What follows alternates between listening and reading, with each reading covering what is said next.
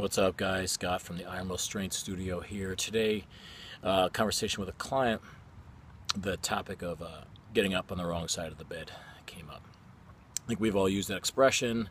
We've all felt what that feels like. You just have one of those days you wake up and things just suck, right? You're in a bad mood. You don't feel good. No energy. Dragging. Conversely, you have hopefully some days you wake up and just feel great. Everything's running on all cylinders. You have good energy. You feel clear-headed, focused. So what is that? What's that all about? And we've come up with an expression called waking up on the wrong side of the bed. We use that for our kids. We use that for ourselves to justify and explain why some days we just feel like shit. So that's bullshit. I'm just here to tell you that it's bullshit. There's always a reason for why you feel great one day and not good the next day.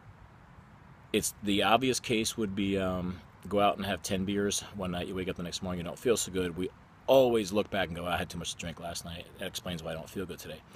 But we rarely look and think about what we ate yesterday and the impact that might have on the way we feel today or this morning. We don't look at what we drank. Forget alcohol. I'm talking about are we hydrated or not? Do we drink artificial sweeteners, sugary drinks, things like that? We don't take a look at we might look at sleep, but probably not as much as we should, because that is legit a factor. Also a massive factor in athletic performance, which is often overlooked, is sleep. But just day-to-day mood and energy levels, I think, with the exception of alcohol, drugs, and I don't mean necessarily recreational, I'm talking about any kind of drug that can always have an effect on your energy levels and your emotions and your energy, feelings, so forth. But if we take that out of the equation, we're 90% of the time, in my opinion, again, all emotional factors being the same, meaning that you're not going through something dramatic in your personal life and that's affecting you one day to the next. I'm saying everything's equal. You just wake up one day and feel bad. You wake up one day and feel great. That is, in my opinion, going to be 90% food and energy related, and can be cured by taking a look at what you eat and how your body's reacting to those foods, and also liquids. Are you hydrated? Are you dehydrated?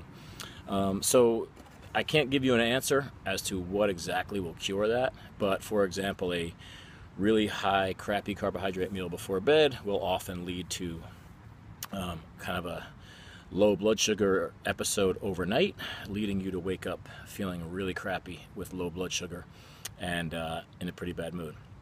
Eating a good dinner, solid protein with some good carbohydrates, vegetables, and maybe a potato or some kind of good starchy carbohydrate will generally lead to stable energy levels overnight and waking up feeling pretty good. And again, I think kids are always a good example of what's happening in the human body, but they don't hide the feelings as well as we do. So when they eat poorly and then get into a really crappy mood immediately after, we clearly correlate the sugar and the crash, but I don't think we do that as adults often enough. So if you're having those issues, take a close look at what you're eating the day before you feel bad, and pay attention to the foods you eat throughout the day and the way that they make you feel. And that's usually a pretty good indicator of how well your body tolerates and processes these foods. So if you have a day that you're feeling great, good energy, good mental clarity, that's a good sign whatever you ate that day, your body burns it well, and it's a good fuel for you. If it's making you feel bad,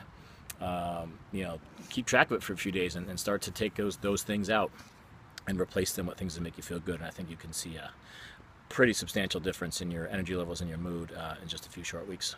Peace.